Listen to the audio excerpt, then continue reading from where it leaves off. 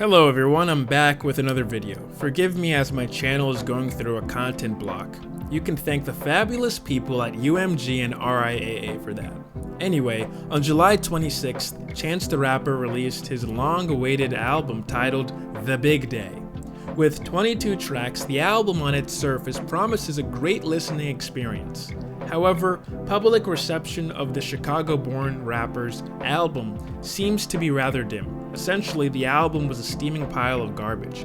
Anthony Fantano, the internet's busiest music nerd, gave the album a 0 out of 10 and cited Chance's weak lyrics and overwhelming repetitive nature, as well as underperforming artistry on the album. It was too long and unbearable to listen to. For a while, even the internet made memes about the various motifs from Chance's album, such as the love for his wife and how he made it big and blah blah blah blah blah blah blah. Now, everybody has a different way in which they measure an album. When it came to The Big Day, I initially gave it a 6 out of 10 as an overall score. However, this would change when I went on to rate the album on a new system that I devised. I rated the album on several aspects. Now, here's a bit of a disclaimer. This scale does not apply to instrumental albums or compilations. Furthermore, it is a work in progress to provide a somewhat objective reading to measuring an album. Also, other metrics such as an album message may not apply to every genre, as some may be abstract and designed to be solely up to the listener's interpretation. Now, with that out of the way, let's get to the categories. Musical innovation, the umbrella of lyricism, instrumental risks, touching on the avant-garde, music theory, etc. The album's message is the core message of the album effectively conveyed. Production value, or the state of mixing and mastering quality. Cohesion value, the state of the album's narrative, if any, and/or flow, number of tracks may be applicable. Now, depending on the theme of the album and its intent, any one of these metrics can be perceived differently. Take, for example, Tyler the Creator's Igor. The track Puppet features a verse from Kanye West. Many people on the internet have pointed out saying that it was poorly mixed and mastered due to the fact that Kanye West was barely heard and, the vocals were low.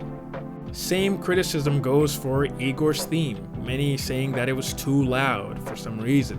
However, these criticisms highlight a fundamental misunderstanding. The aim of Igor was for it to be raw. Tyler the Creator was not aiming for an overproduced, gimmicky album. The album utilized live instrumental recordings rather than drum machines quantized to fit a predictable and widely appealing pattern. With all that taken into account, we must measure production value accordingly. It can also be noted that because of this underlying philosophy for the album, the other two metrics, album message and musical innovation, tie in perfectly, giving a cohesion score of anywhere between 8 and 10. To learn more about this, please watch the interview I did with DJ Angelfire on the World Movers podcast, link in the bio. We interviewed Neil H. Pogue, an audio engineer who worked on Igor with Tyler the Creator, and he's also worked on other Tyler tracks in the past. Furthermore, he's worked with notable musicians and groups, one being Outkast. After revisiting the album, listening to interviews where Chance talks about what he was trying to convey with the album, I came to the final score of a 4.5 out of 10. Here were the breakdowns. In the case of musical innovation, I gave it a 2. Album message, I gave it a 5. Production value, I gave it a 9. And cohesion value, a 2. This averages to a 4.5 out of 10.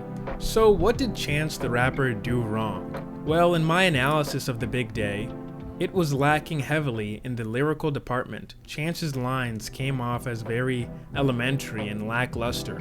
The vocabulary used paired with how he melodically handled many of the tracks did not inspire any good feelings in me. Furthermore, the cheesy nature of using the same word in order to complete a rhyme didn't sit well, and to me looked a bit half-assed. Because of this poor lyricism, I feel as if the message he was trying to get across was weakened. Granted, there was still a message within the album that is to be conveyed, however, it wasn't delivered well. Now, the production value, the mixing and mastering was alright, nothing too big, nothing wrong went there in that department, so I couldn't give it a low score. Finally, the cohesion value, how the album flows overall, from melodies to beats, to themes, to lyrics. I gave this metric a 2 out of 10, and a big reason is due to the number of tracks and how Chance's lack of innovation or attention to lyricism carries throughout the whole entire album as if it's some sort of infection.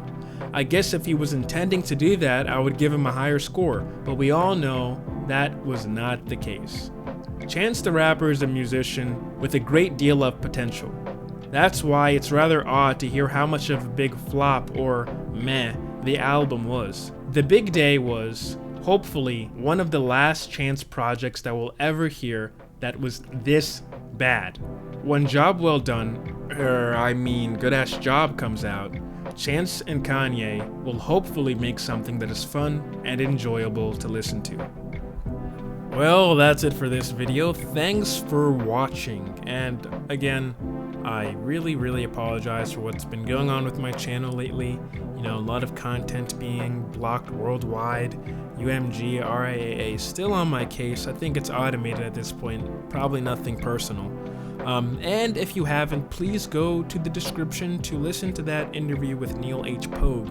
We also have other interviews coming out in the future with audio engineers. We just did an interview with Jesse Ray Mix, so that will be up relatively soon. So all that is in the description. Go check it out.